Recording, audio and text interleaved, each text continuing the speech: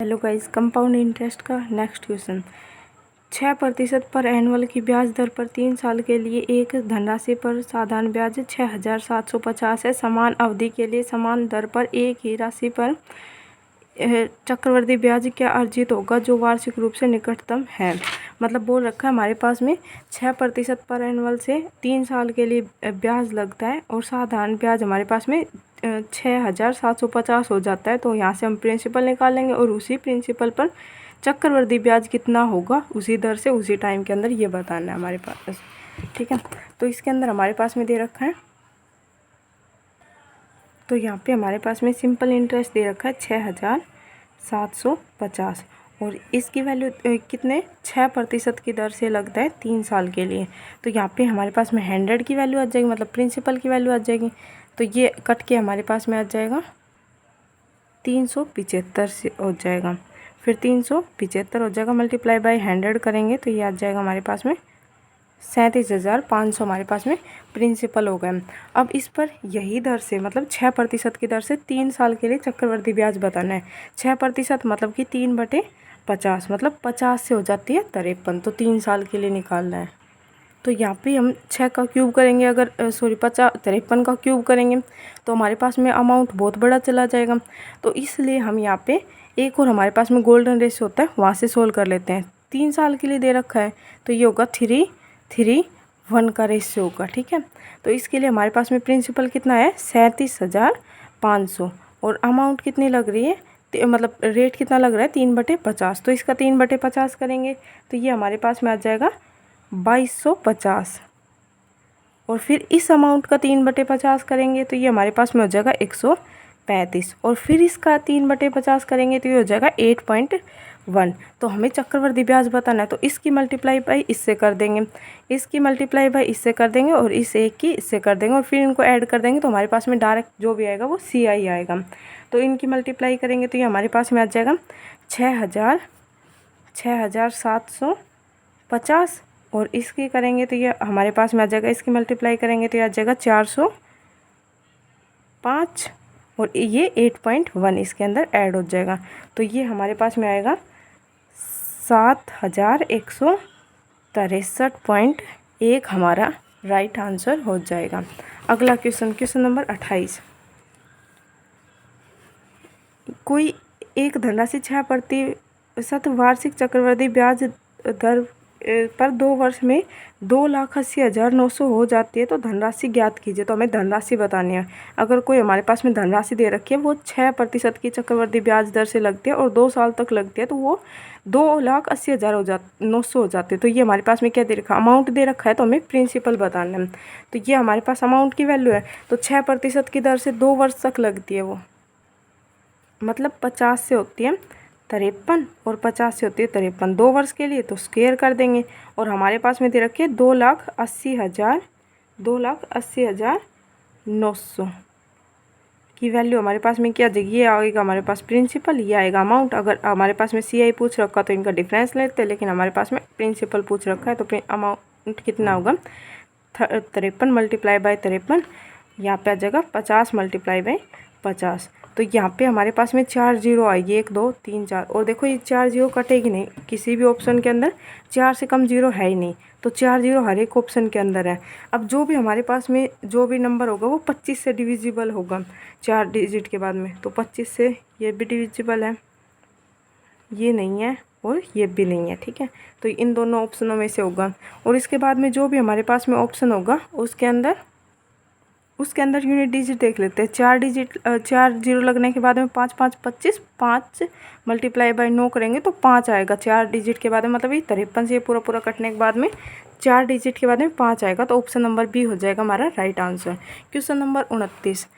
2 वर्ष के अंत में एक निश्चित धनराशि पर चक्रवृद्धि ब्याज 408 होता है, उसी अवधि के लिए समान राशि पर साधारण ब्याज 400 है, वार्षिक ब्याज दर ज्ञात करनी है। बोल रखा है हमारे पास में 2 वर्ष के अंत में एक धनराशि है, उसके ऊपर अगर चक्रवृद्धि ब्याज लगता है तो हमें 408 रुपये मिलता है और उसी राशि पर समान अवधि के लिए साधारण ब्याज हमें मिलता है 400 रुपये। तो हमें ब्याज दर बताना है।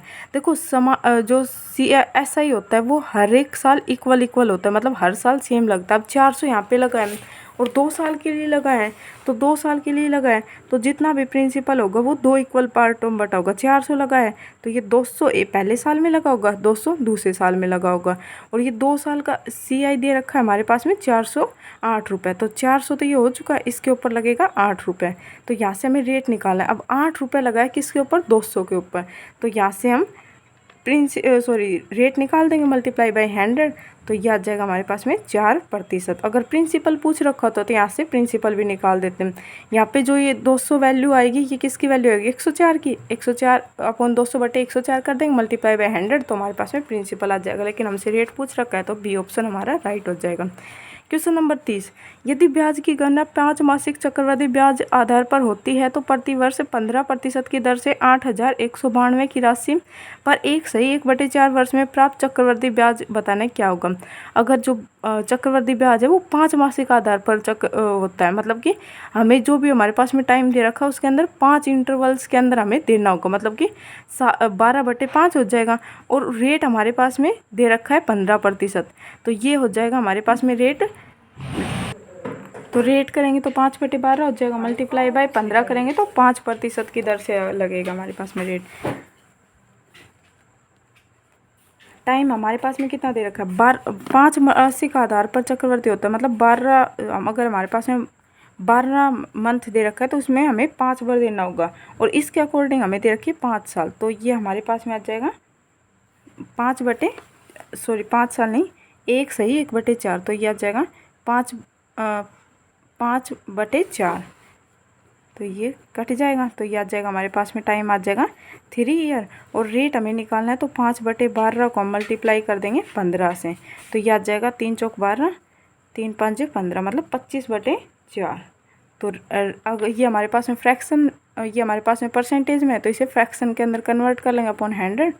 ये 4 मतलब 1/20, 20 से होता है 21, 20 से हो जाता है 21, और 3 वर्ष के लिए होता है तो ये क्यूब हो जाएगा। और 20 का क्यूब कितना होता है 8000, और 21 का होता है 9261।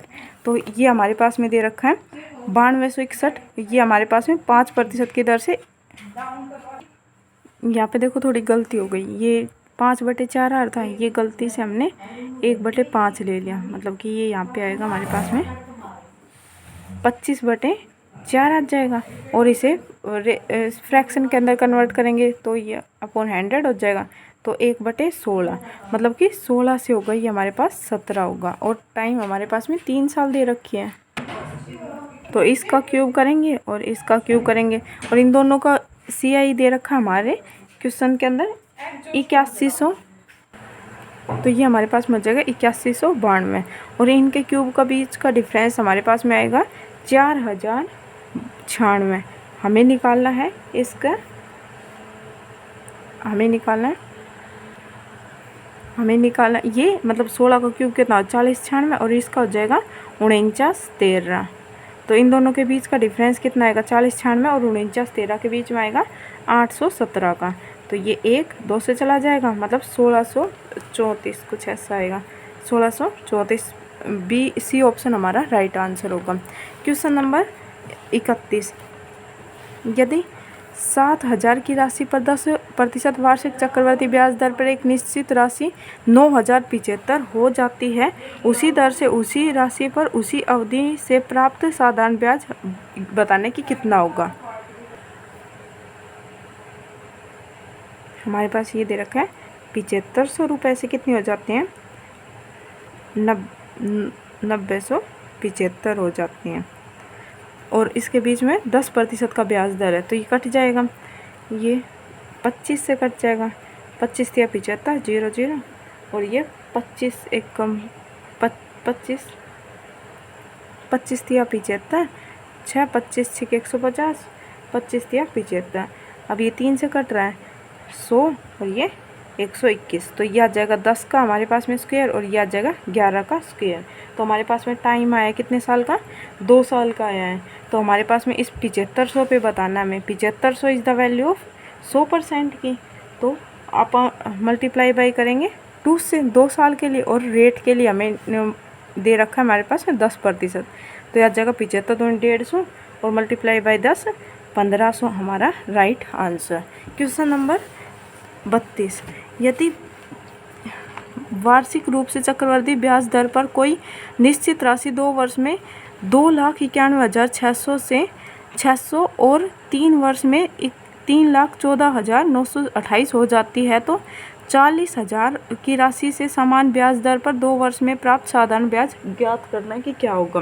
तो हमारे पास में यहाँ से हमें रेट निकालना, जो भी हमारे पास में डिफरेंस दे रखा है यहाँ से, और फिर हमें बताना है कि 40,000 की राशि पर जो साधारण ब्याज लगेगा उसके ऊपर भी वही रेट लगाना है, तो वो साधारण ब्याज कितना होगा। अब इनके बीच का कितना 1 साल का गैप दे रखा है, क्योंकि ये 2 साल के अंदर हो रहा है और 2 से फिर ये 3 साल के अंदर, तो 1 साल का गैप है तो इनका रेशियो ले लेंगे और कट रहा है तो कट कर देंगे।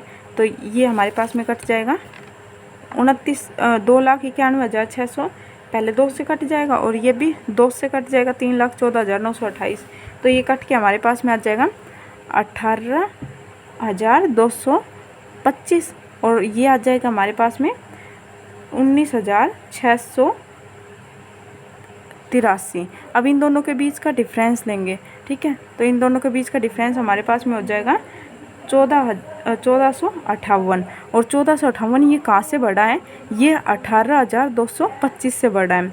और प्रिंसिपल के लिए मल्टीप्लाई बाय हमें करना पड़ेगा ये 100 से, तो ये कट के हमारे पास में आ जाएगा 400 मल्टीप्लाई बाय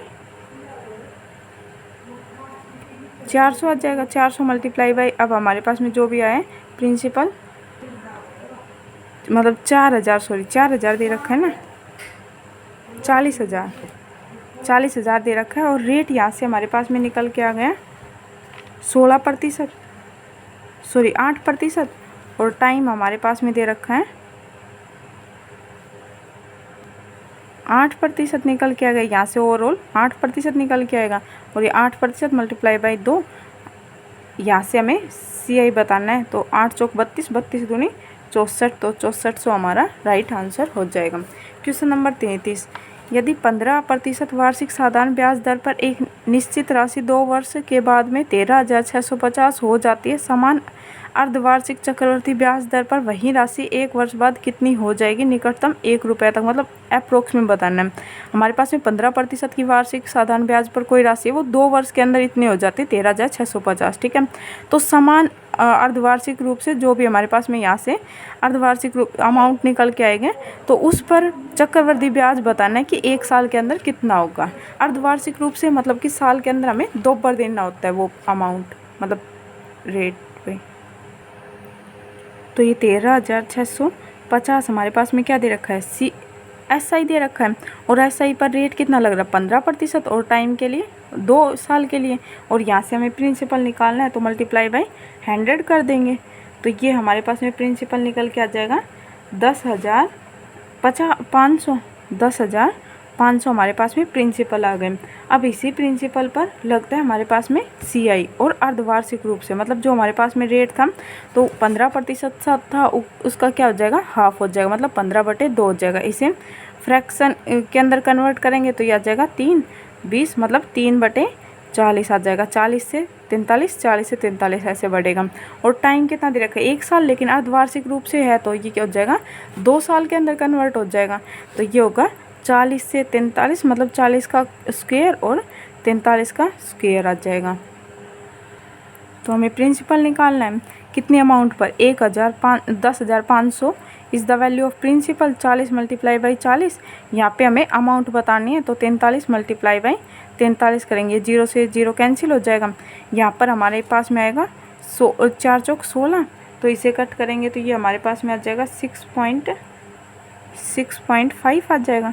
6.5 को अगर हम 43 और 43 से मल्टीप्लाई करते हैं तो ये अप्रोक्स में आता है हमारे पास में, तो 12,100 के समथिंग में आएगा। ये कुछ तो ऑप्शन देख लेते हैं, 12,100, हाँ, तो हमारे पास में नियरली इक्वल आ रहा है, option number C right answer हो जाएगा।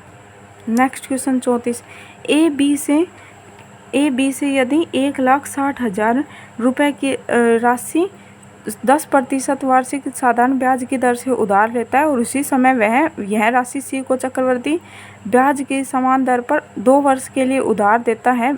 ब्याज को अर्धवार्षिक रूप से चक्रवृद्धि किया जाता है। संपूर्ण लेन देन में ए द्वारा प्राप्त लाभ रुपए में ज्ञात करके बताना।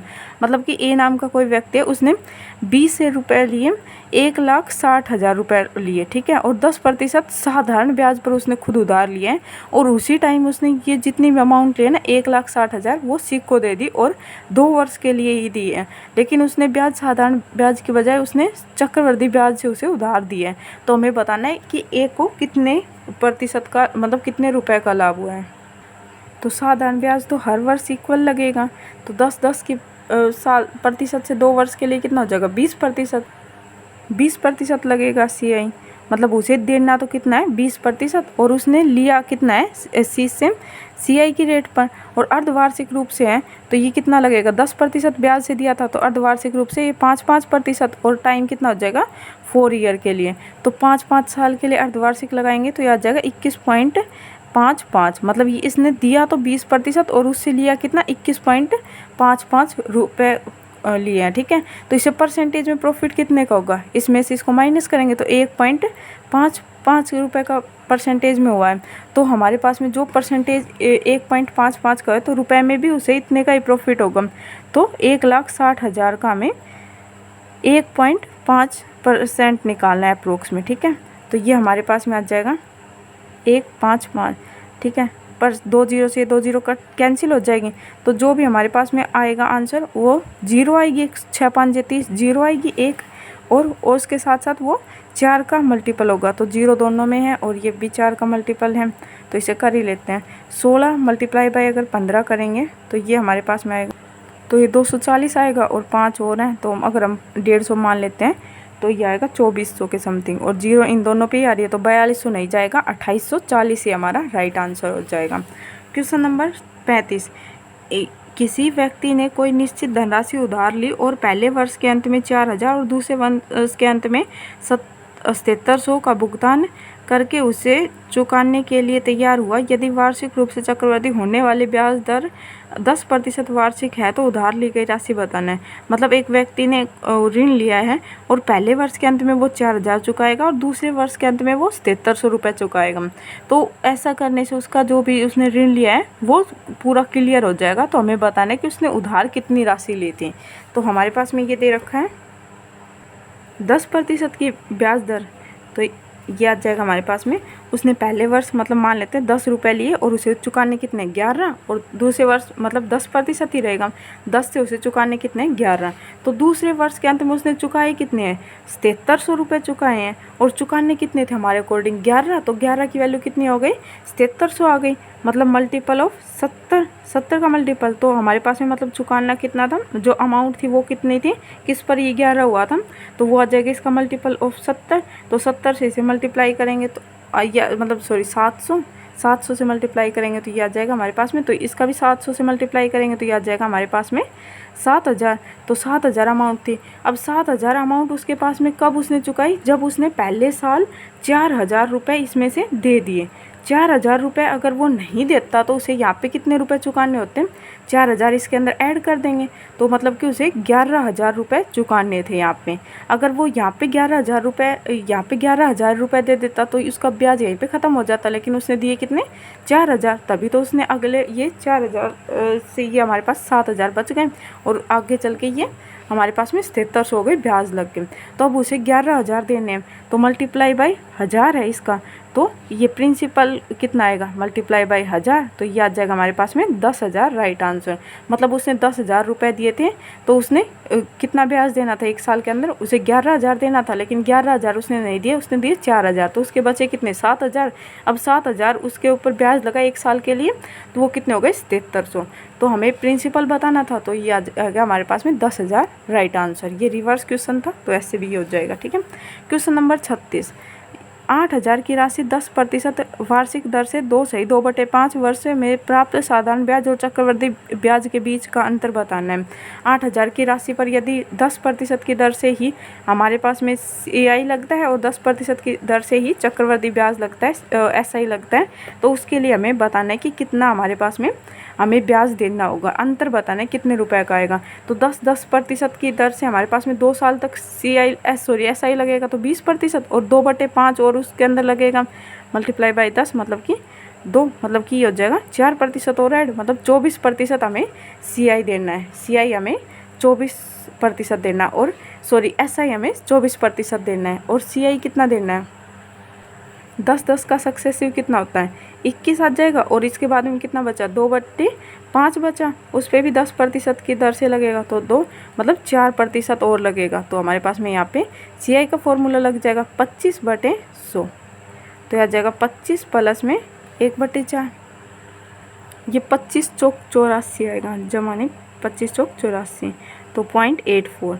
तो इन दोनों के बीच का डिफरेंस कितना हो जाएगा, यहाँ पे SI तो लगा है हमारे पास में 24%, और CI लगा है हमारे पास में 25.84%। तो इन दोनों के बीच का डिफरेंस कितना हो जाएगा, 1.84%, और वही आएगा हमारे पास में 8,000 का डिफरेंस अंतर आ जाएगा। तो ये 2 0 से 2 0 कैंसिल हो जाएगी, इससे ये 1 0, और हमारे पास में नीचे 10 बच जाएगा। तो इसे मल्टीप्लाई करेंगे तो 1 पॉइंट के बाद तो लगेगा, और यूनिट डिजिट की आएगी, मतलब पॉइंट के बाद में 4 दूनी 8, मतलब पॉइंट के बाद में 2 आएगा। तो पॉइंट के बाद में 2 हमारे पास में ऑप्शन नंबर डी हो जाएगा राइट आंसर। क्वेश्चन नंबर 37, ब्याज वार्षिक रूप से संयोजित होने पर 3125 की धनराशि x% वार्षिक चक्रवृद्धि ब्याज दर से 3 वर्ष में 3515.20 हो जाएगी। उसी राशि पर कोई उसी अवधि में x+2% वार्षिक दर पर साधारण ब्याज ज्ञात करना है। मतलब एक धनराशि हमारे पास में दे रखी है जो 3125 से यदि x% उस पर ब्याज लगता है तो 3 वर्ष के अंदर वो 3515.25 हो जाती है। ठीक है, तो हमें यहाँ से रेट निकालना है, और रेट जो भी निकल के आएगा उसके अंदर 2% ऐड, मतलब 2 ऐड करना है। फिर वो जो भी परसेंटेज आएगा उस पर हमें बताना है कि साधारण ब्याज समान अवधि के लिए कितना होगा। तो यहाँ से हमारे पास में फ्रैक्शन